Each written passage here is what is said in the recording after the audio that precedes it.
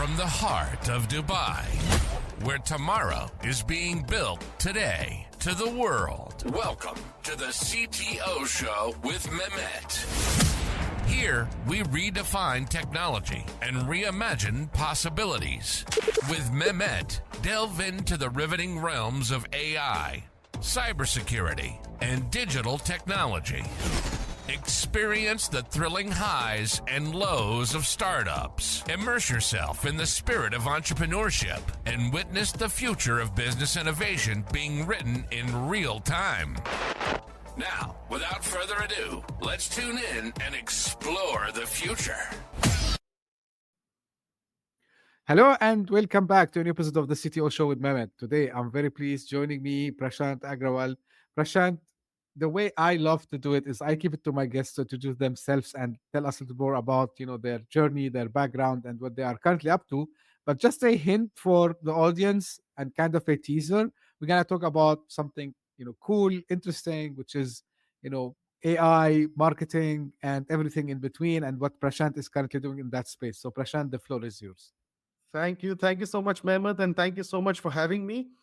So it's been quite an evolution for me. I started my career in 2000 after my MBA in marketing. Joined joined an Indian FMCG multinational as a brand manager first, and then moved to Dubai in 2004. Over the next 2 decades, spent time building brands across 40 plus countries. This was, if you may call it, the classic FMCG playbook time, right? So TV, print, radio, in-store, eventually digital marketing and e-commerce as well. So while all this was going on, so this was while this was going on, I was first as a CMO at Himalaya Herbals, and then I had my own startup which I co-founded in Switzerland called Swiss Image. So this entire 2 decades period and this launching and building brands over the 40 plus countries was what you might call the classic traditional FMCG playbook, like I said. During this period, if you see, the AI part was really background noise. We used to hear about AI and we used to get intrigued, of course.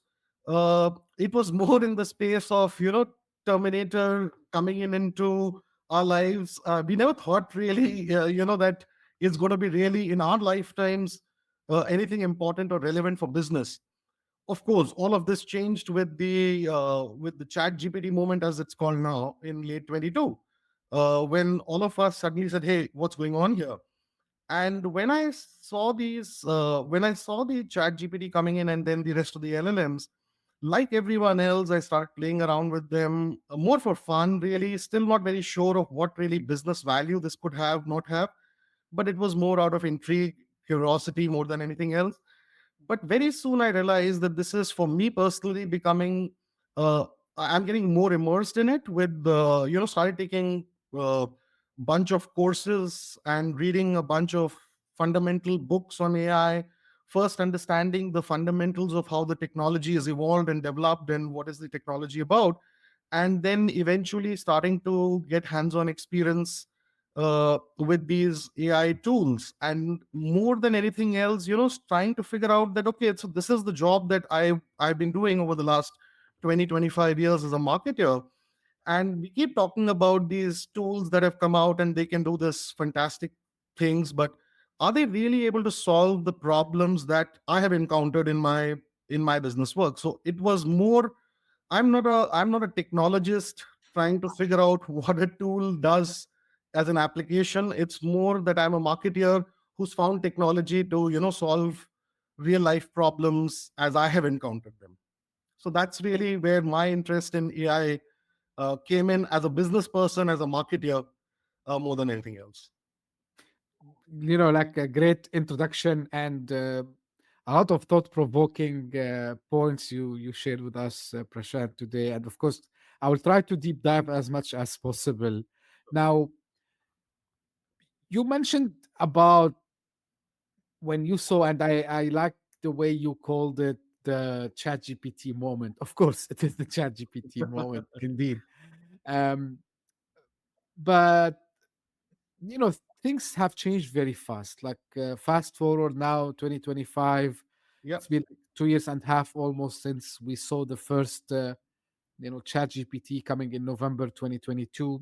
To your point, so from your perspective and being a veteran marketeer, I would say, what do you think the most common misconceptions business leaders have about, implementing AI in their marketing functions? To the point, because, you were talking about how at the beginning you were just discovering and, seeing how what can be done. So if you can shed some light on this point, Prashant. Sure, sure. You know what has happened also, Mehmet, is that it is the timing of this AI evolution or the start of the Chat GPT moment, and from there on, has been quite serendipitous for me, because this was also the period of time that I was actually transitioning from operational business, operational leadership to consulting and education. So I found myself with this bandwidth to be able to, consult, coach, train. I do teach also marketing at universities as guest lecturer and as a visiting faculty. So I actually, when I started interacting with the business leaders, because I mean, these tools were really blowing my mind away. And, I was saying that, okay, hang on, there's real value here, and I need to make sure that my fraternity also understands this the way, maybe they don't have the bandwidth right now to spend the kind of time and energy that I have put behind it in terms of understanding the fundamentals, but surely they must understand what's going on. So I started talking to these business leaders and marketing leaders and etc., especially in this region. And what I found are there are these recurrent themes of misconceptions, and I'd like to sort of share a few of them. I'm sure that you have your idea of many of, in your interactions. The first one that I would like to share is this whole idea of this spectrum of, two ends. So one end is this thought that it is completely overhyped, Mhm. and the other end of that spectrum is this magic button. So people are either at the space saying this is all totally overhyped, and nothing is going to really, we've heard so many things happening and then really nothing changes, or the other extreme where people really feel that AI is almost like a magic button, so I'll press this magic button and suddenly I'll get exponential growth in my business. Now, any of us who's been involved with AI transformation and helping out companies and professionals realize that it's neither of these two. It's actually really very thoughtful integration into your marketing workflows. I mean, the magic is there. The magic is the exponential benefits are possible, but it requires thoughtful integration into your marketing workflows. There is no magic button. So it needs to be really implemented properly. So that's the first one that I would like to put out there, which I think still exists. It's reducing, but it still exists. The other one is that most people really feel that these AI tools and AI is all about cost cutting. So, so we'll implement AI, we'll get cost benefits. Yes, this is definitely about bringing cost efficiency, but I think we are missing the point here, especially in the marketing function, if we are really thinking of it only as a cost cutting tool. It is more about being able to improve dramatically your quality of work in the marketing space, about your understanding of your consumers dramatically. You can get exponential benefits. There are so many ideas that marketing people have, but they don't have the bandwidth to take all of them to a reasonable point to evaluate. This allows you that ability to go after many more ideas than what you previously could pursue, because to take it from 0 to 60-70% where you can make sense of an idea, it required earlier too much effort. Now with these tools you can take it to that point where you can actually give it a serious evaluation before you decide what's really right for your business. So that's another one, cost cutting versus value addition. The other, I find another one very interesting is that when I speak to some leaders, so everybody follows media. I mean, you can't today go through a news day on any news website or a news channel or open your social media feed without having something on AI. Every day there is some news on AI. That's the nature of the beast today. So you keep hearing these buzzwords, right? So sometimes it's AI, sometimes it's ML, sometimes it's AGI, sometimes it's generative AI. uh, So everybody keeps hearing these buzzwords, and that's what they're chasing. So I want to implement AGI. I mean, we don't even understand, as many of these people don't understand what these terms mean. But that's what they're chasing, and I would really, what I really recommend to my clients and friends and professionals who I interact with, don't get swept by these buzzwords. Think about what your problems are. Where are you finding friction in your existing workflow? Let the technology give you the benefit rather than the technology defining what you're going to change. So that's another one which I find that interesting. One is this whole fear about job loss, right? So all AI is going to come in and replace all the managers. So there are not going to be any managers. So I really don't know what's going to happen in the next 10, 15, 20 years. I mean, it's very, very difficult for any of us to make any predictions.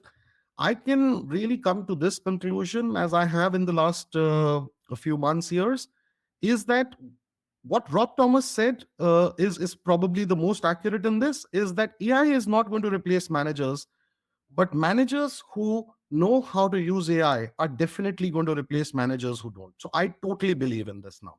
That this is something which over the next 2, 3 years, everybody will have to learn, everybody will have to operate with, because it's going to become part of every single industry. It's going to become a part of every single function, whether we like it or not. Prashant, what you mentioned resonates a lot, with what I see on day-to-day basis, what I hear from different people, of course. And no surprise for me, because you mentioned about uh, people who also are not understanding exactly what's going on, which I can't blame them at the same time, Sure, because sure. because honestly, like even for me as someone coming from a technology background, uh, I put myself in the foot of someone who is not from a technology background, right? And I try to grasp this amount of information and the amount of changes also as well that's happening. To your point, the key thing which attracted me is about people trying to find use cases, rather than trying to see what are the real problems and see, okay, what are the possible solution for that problem today, Right. which is I believe it's something, it's like growing pains, we call it, like in the world of the startups, because we're still in the early days, but early days are passing very fast also as well. And Yes. like no other time before, Prashant, seriously, like I've been in tech almost all my career for 20 plus years now. Every day there is something new, right? And in the marketing space, we're seeing like some massive amount of tools coming every day, right? So based on your experience, um, what are like really some of the tools or the platform that you think they are really effective in streamlining marketing operations, or maybe they can be beneficial, or maybe something you've seen recently, you use it recently and you think it has a huge potential also as well. Yeah, this tools question is a very, very difficult one. There is almost every single day. You are part of this industry, Mehmet, and you are a technologist. I am a marketer. I mean, I'm trying very difficult, but very, very, yeah, I'm finding it very, very difficult to keep up with, with the tools that are coming out every day. But I must tell you, a small side story on this is I was watching about a year back, almost, maybe about 6 months back, an interview of Van Jones. He's the U.S. Democratic Party strategist, comes very often on CNN, and he's Yeah. interviewed a lot about politics. I'm not sure if some of your listeners have looked at him. I was listening to an interview of him, and he mentioned something very interesting. So he said, to take over the world, all you need now is Chat GPT and Mrs. G. And the interviewer said, okay, what is Mrs. G? So he says Mid Journey, Runway, Sono, and Gamma. So so with Chat GPT and Mrs. G, you can really take over the world. And I found that quite interesting, and I use it a lot now in my conversations, where I say that as a marketing person, uh, I find that I just expanded that Mrs. G a little bit to Mrs. Peg, where I say Mid Journey, Runway, Suno, Perplexity, 11 Labs, and Gamma, besides Chat GPT or Claude or one of the LLMs, and this. Everybody will have their own preferences of tools, I always feel, but I mean, to me, these are the tools which I use most often, and then I found the maximum value out of. Just a disclaimer: I don't get any commercial benefit by promoting any of these names, so they're just what I use. I am not commercially associated with any of them, except as a user. Yeah, definitely. And to your point, yeah, no one is affiliated. But see, look, like I think these AI tools became same thing. Like when I remember when the first new generation of browsers started to appear. Hey, go use Chrome, go use Firefox, right? So it's the same thing, and I think it will be personal preference maybe at the end which Yes, AI platform or tool they're gonna use. Same thing happened also when the smartphones started to appear. Like, hey, go true. use Android, go use iOS, and so on and so forth. So definitely, and I like this, like, but by the way, that I think the list gonna keep growing Yeah, with time. yeah, I'm not seeing any soon. We're gonna have some consolidation because now it became kind of a mandate, I think, on these companies because back to basics, and this is maybe audience who are familiar with like how people go from the zero to one thing and people who want to grab the market as much as possible. So you need to keep your audience with you as much as possible. So social media folks, and maybe Prashant, this better than me, they try to keep you within the application. They will put anything in the algorithm to keep you there. And they will even demote you sharing something that would take the audience outside. So I think the AI tools and platforms, they are trying to play this. I'm not sure what some of these AI tools would do. I mean, the ones which are like a little bit old in the market, which by the way, they were before ChatGPT, they were using OpenAI API, funny enough, yeah, like the Jaspers of the world and the yeah. writers of the world, right? So I was lucky to I felt that something is coming when I start to see the Jaspers and these AI tools. And still people didn't. I knew of course about OpenAI, and I knew somehow they're wrapping the API over there. But yeah, the tools are going more and more. But now, and I'm just like adding something, maybe your point of view. So Prashant, when it comes to something which are the advanced features we're looking into these tools, I want to stop on the tools a little bit here Sure. more. Um, so we're starting to see something which never been there before. Let's take again, we're not affiliated, neither you or me. Let's take, for example, Perplexity, right? Yeah. So Perplexity has the deep search function, which is it's Yes. not they didn't invent it, but I'm talking about it's Yes. quite I good. mean, correct. Yes, Or absolutely. Grok, same thing, the Wrong. Elon Yeah. Musk's one. Now, from a marketeer perspective, like this deep search, and the thinking capabilities, what it means for me as a marketeer. Yeah. So, I'll tell you, it's a fantastic one because see, what earlier was happening was if you were using LLMs, you were essentially, what you were not able to rely on while it was being able to, give you language, it was not being able to think deeply on a particular subject, right? So, what the game has changed probably in the last, probably as recent as 3 to 6 months. If you, I mean, you're the technologist, so you'll know probably this more better than me, but what I can see as a user is that in the last 3 months or so, or 4 months or so, the game has changed a lot towards bringing in the thinking feature into these. And that's essentially what's happening because of that is that if I have a complex marketing issue, earlier what would happen is that I'd start working with the LLM, and what I would be able to rely on the LLM for was to construct language around a particular idea rather than think deeply and almost like a thought partner battle with me in terms of the process. What is the reasoning behind a particular approach or not?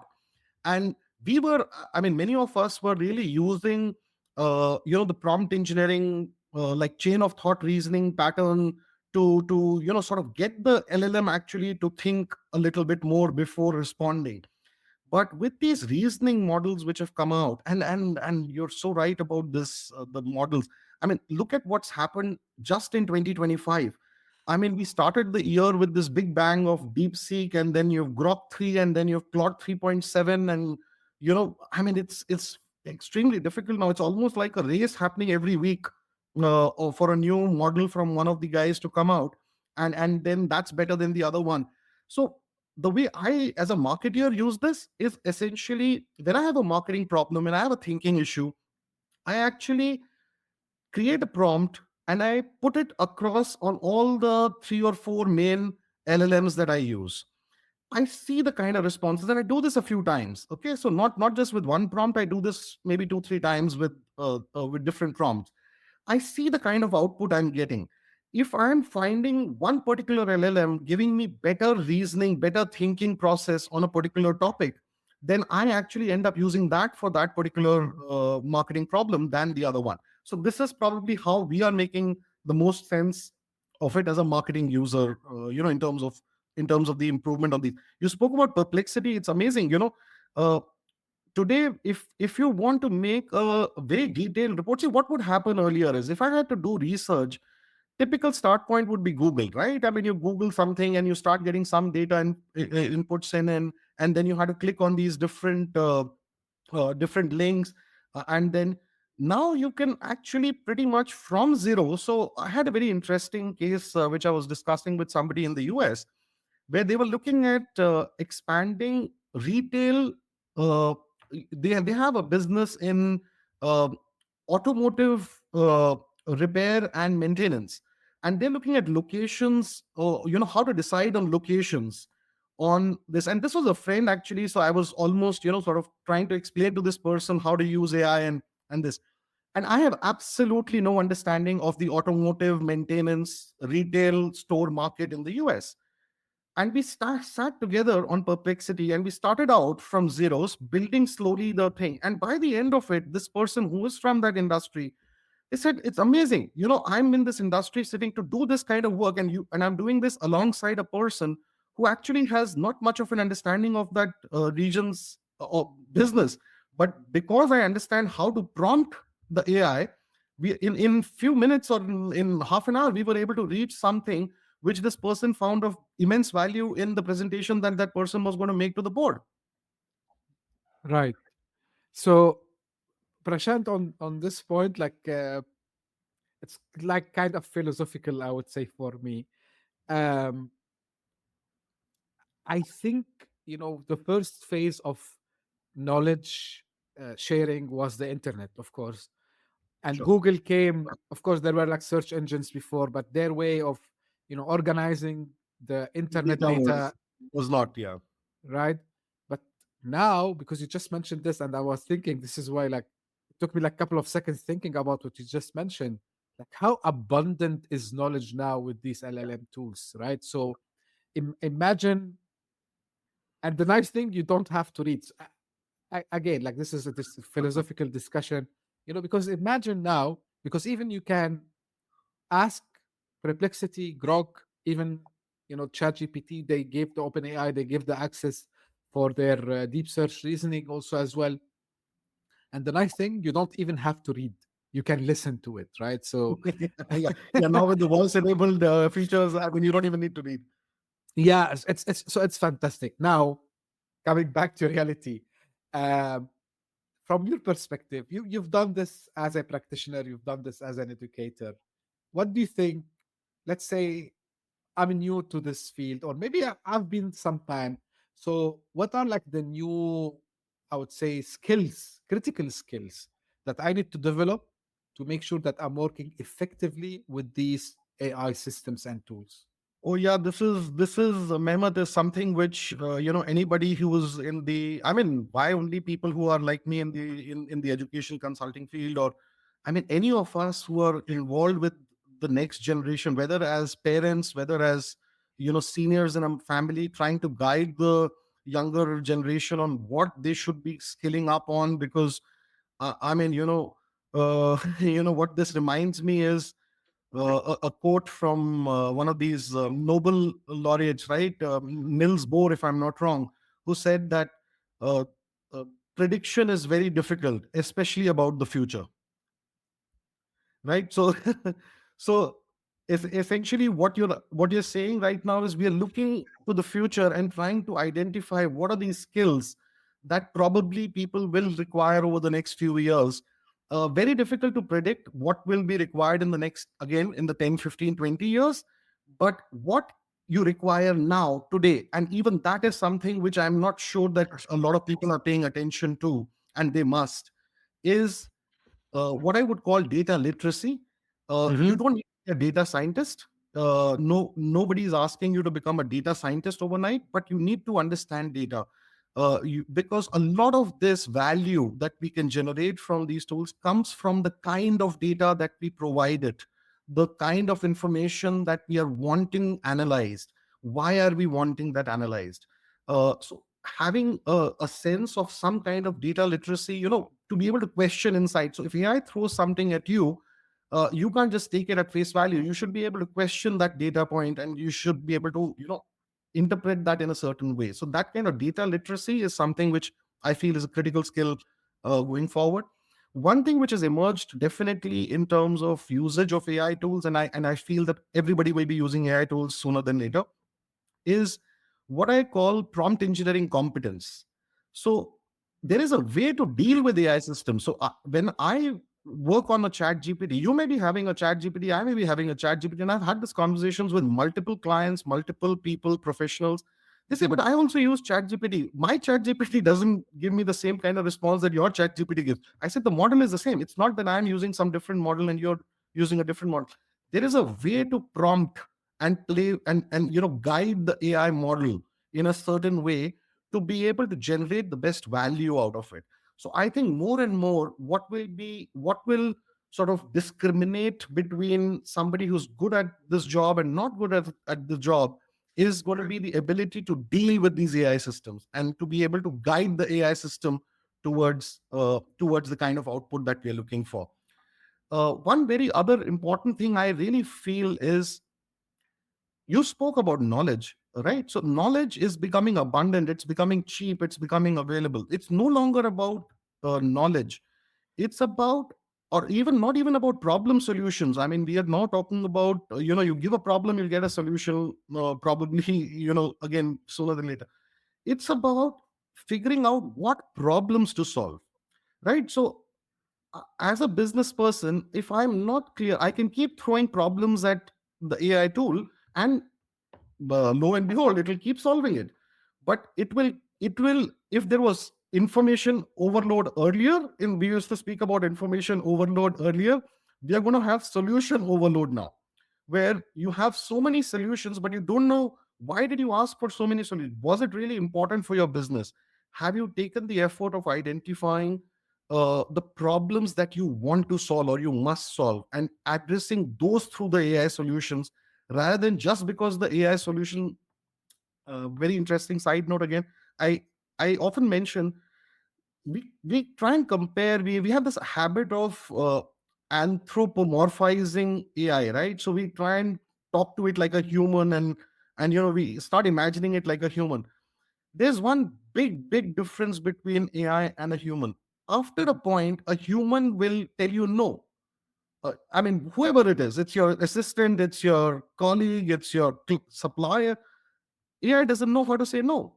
So it will keep answering whatever you keep asking. It will just keep answering that, right? And only you will be left with all this information overload to sort through. So, so the again, very important skill now is to actually being able to identify the problems to solve, and then use the AI tool to actually solve those problems.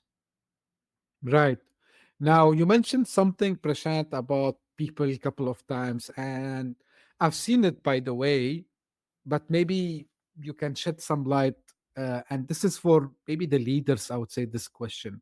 Sure. Uh, because what you mentioned at the very beginning about, like, some people, they think it's super hype, and some people, they have also their doubts also as well. So we see companies, getting this dilemma of implementing. By the way, it's not only for the AI, it happens for all the It technologies, happens for all tech. Yeah, right? absolutely. Any new thing comes and Yes. So, but now for the AI specifically, it's a journey. They're gonna start from somewhere. What do you think would be the right approach to take so they can, strategically, you know, future-proof their team? That, hey Right. guys, look, I understand you're afraid maybe that this is gonna take your place. Maybe you are thinking it doesn't do a great job, whatever it is. So, what do you think the leaders strategically should do so their organization is really protected in the future? Because I think you would agree with me, Prashant, that I don't imagine a future without these technologies implemented. Yes, you're absolutely right, Mehmet. AI is going to come in into every industry, every function, whether we like it or not. Some companies are going to be early adopters, get the benefit of it faster than their competitors. The others are going to be laggards. It's always the case. Sorry about that. Any new technology, any new thing which comes, there are people who are early adopters. They get some additional benefits versus the competition, and eventually the technology, if it is like Andrew Ng says, AI is the new electricity. So we don't think about electricity. It's not equal to the internet. So people think of AI as the internet, where internet came in and then it's not that. It's actually electricity. So we don't think about electricity. Electricity runs the entire world right now, and we don't think about it. And AI is going to be like that. AI is going to run everything in the background, and we will not even talk about it. So it's going to be one of those kind of things. So if it is going to come in and it's going to come in and pervade every single function and every single industry, you're absolutely right that sooner or later everybody will have to implement. And what probably are the ways to overcome this initial inertia, resistance, whatever you want to call it, misconceptions. One of the classic playbook modules that I have on this is pick up one case. Don't try and revolutionize your marketing department overnight by saying, "Oh, we are going to just have a totally different workflow process than what we used to earlier have." And I'm saying marketing because I personally deal more in marketing space, but it is true probably for any function that you start implementing AI in, is that don't try and revolutionize overnight, uh, you know, pump in $500,000 into completely revamping without even starting. Don't do that. My recommendation always is start from a simple use case where you get a quick win. So you start, see, nothing succeeds like success. So you get those quick wins, you will start having those naysayers, whether they are people who are trying to put down the technology by saying, "Oh, it doesn't do anything," or there are people who are afraid of it or whatever. Once you start using it and you start getting the wins in your day-to-day workflow, is when the buy-in is much easier. So it's one of the ways to bring in change in an organization, is actually to start small, create one use case which is important to you but is not everything, and probably you will get a quick win in it. And therefore, this the other very important one I feel, which is not being looked at very carefully right now, is get your people into training. People right now are still, companies are not spending enough time and energy at a company level. So there are individuals who are always interested in learning and trying to figure out, sometimes half baked stuff, sometimes some stuff which is not real. Like I said, there are enough people out there in the social media today claiming to be experts, and giving some wrong directions to people.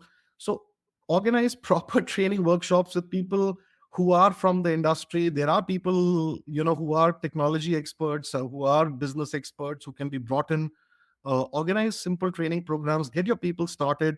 Do that as an exercise, in a company. It will go a long way in making sure that, because see, the people who are in the business, I've been a business person for 22, 23 years, right? So people who are in business, they have what we call as institutional knowledge. You can't have software tools replace anything of this. You need to augment. You need to start changing your mindset from replacement to augmentation, saying that, how do I make sure that if I had a guy who understands this particular space so well but is overwhelmed with the kind of work that this person has, I want to improve their bandwidth by providing them this support of the AI tools. Let me augment some of the repetitive tasks, some of the tasks which are easier for the AI to do than for the human beings. So that's my playbook, really saying start small, pick up one use case, go after it in a nice way, probably give yourself 90 days to implement it and get your quick win. Hire people. It's not very expensive. You can get people to train your entire teams in a few $1,000s. It's not something which is really expensive. Get that going. Engage more on an ongoing basis. Continuous learning is, I mean, AI is changing so fast that it's not about doing it once. It's about actually starting the continuous learning process somewhere. So that's my Right. take. Absolutely. And I always tell people what you're missing, right, is going to any of these LLM tools. For me, it's not about ChatGPT, honestly, anymore. I think, I use them as equal, in time perspective and amount of time I use. But of course, ChatGPT was my first encounter, let's say, with these LLM tools. So I say to people, the thing that you're missing is going and brainstorming with these LLM tools. If you try once, instead of saying, hey, even if you give, by the way, the right prompt, hey, ChatGPT, like act as a experienced marketeer in this niche. Uh, I'm trying to do X, Y, and Z. So I need, for example, I don't know, a post for LinkedIn. Okay, it gonna still kind of, give you something. But what I discovered, like if you make kind of a conversation first, because the more data you feed, so actually, and back to your point of understanding the T model and Absolutely, absolutely. So what you just mentioned is actually a very important technique to deal with AI. I mean, it might be useful for your listeners, so I'm just going to put it out there. It's called the few shots example. Basically, you are giving the LLM examples of what kind of tone, what kind of language that you want. So you're not just leaving it out there. Every brand has a brand voice, every brand has a brand personality. So if you try and, so let's say, for example, I tell LLM and I give it the persona pattern, like you mentioned about giving it some kind of, saying, oh, you are an expert in, in marketing and or creative development, etc. And I ask it to develop, let's say, 5 slogans for an ad. The kind of output that you will see from that versus if you, one, provide examples to it saying that, okay, this is the kind of stuff that we do on this brand, and now I want to think about new examples. It will completely change the kind of output that you will get. The second, I think, which you've mentioned, a very very important point, and thank you for bringing it up because I missed it, is this whole iterative part. So I didn't mention it enough. You mentioned it very correctly, saying that it's about the conversation. It's not about one time output. So don't take the single output that you get once and say that, oh, this is the final. So one prompt, one output, that's not the way to work with them. You get an output, you put your input into it, then you get the next output. Then you put your input into it, you get the next output very very quickly, because that's what we used to do in without the tools as well, right? When we're sitting in a room and doing brainstorming, we don't look at the first idea and say, okay, done, let's go and start executing this idea. We do it iteratively. We come up with some ideas, then we say, okay, but somebody else adds something to it, then we refine that idea, then we go back and again, change the idea a little bit. Think of the AI tool as one of the participants in that brainstorming exercise, and suddenly you will see the value that is completely changing. So thank you for bringing that up, Mehmet. Very very important point over there. yeah. So just the matter of sharing also something with the audience. So the reason, it's not like because I was smart enough to discover it this way, because when the first time OpenAI decided to open ChatGPT for everyone, so I was like kind of little bit, I would say, let's see. And my computer scientist or engineer brain was saying, okay, let's go back to the Turing test and just Yeah, try to find out like how good it is, right? yeah, And it didn't take me more than 2 to 3 minutes, because after a couple of in and out with ChatGPT at that time, I said, okay, yeah, I shouldn't have been like that, you know, uh, kind of looking at in Yeah, a like little bit doubting way. And I said, no, these guys are up to something. It's not like yet another one of these famous, chatbots that were coming. So correct. 100%. Correct. Right. Now, Prashant, like as we almost coming to an end. So, and almost like we finished 3 months in 2025, right? So, what are like some of the developments and breakthroughs that you are excited about? The latest ones that you see coming out now. See, I believe one of the things which I've been at least hearing, and again, you are the technologist, you can probably add to your to this from your perspective. What I've been seeing is this idea of shifting from uh, question answers, or a chatbot kind of a scenario, to what we would call agentic behavior. And I'm being very careful using a buzzword agentic, because I have heard this being thrown around. But I'm not using it honestly like a buzzword. I'm using it more from a very practical point of view, saying that is it something which, where I can automate certain tasks to the AI, which currently was not possible. So I was currently doing it more like a chatbot. But if I can get AI to actually do step one, trigger the next action, and trigger the third action, and then come back and report to me, and close the loop in that way, as a marketer, that's tremendous value. So uh, I'm sort of looking forward, because a lot of talk is happening about, every of these major companies is right now going full steam on the agentic AI space. So I'm quite excited about this year, something on that front that we will probably see. uh, One thing which I really feel has not happened enough, and we touched upon this a little bit in our conversation, is on the hallucination front. So a lot has happened. I must say that the technology has evolved dramatically from where we were 1.5 years back, where really one was struggling with hallucinations. Every single prompt, every single task that you would give the AI, today it's dramatically improved. But if you ask me, I'm still, as a user, I'm still hopeful that we will get further dramatic breakthrough on this, because till the time that happens, see, business is about reliability. It's not just about output, right? It's also how reliable that output is. So when I have a team, I'm asking for input from people. There are people in the team, they know their stuff, and when they're saying something, because it's impossible for you to go out and check every single thing of them. So we keep warning people when they're using AI that please check AI's output, because it can hallucinate.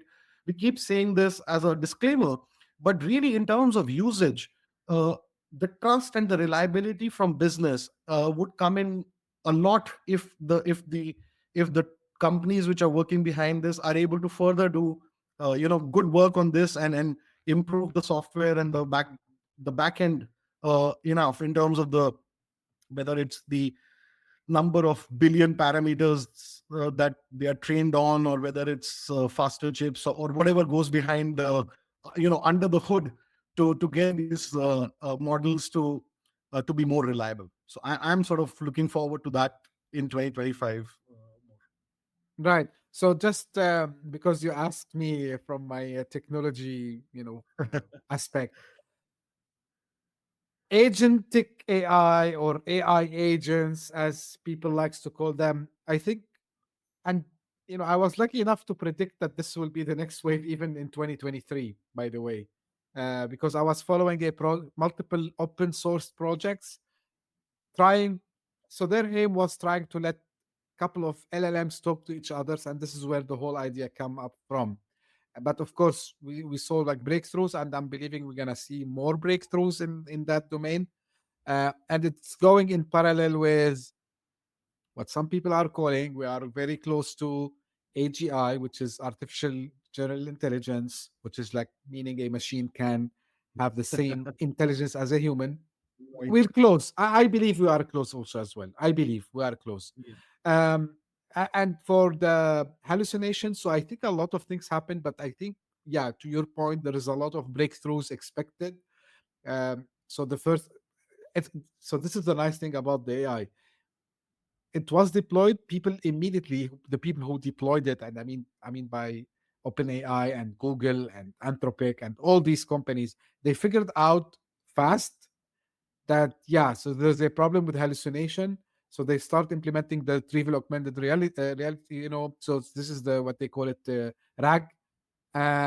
So RAG, Retrieval which is augmented generation, correct? I mean, yeah, that's yeah, what we're talking. exactly. Yeah. So yeah, sorry, it's a triple augmented generation. So which is make sure that the LLM, whatever it spit out, it's also like checked for true Right. fact, right?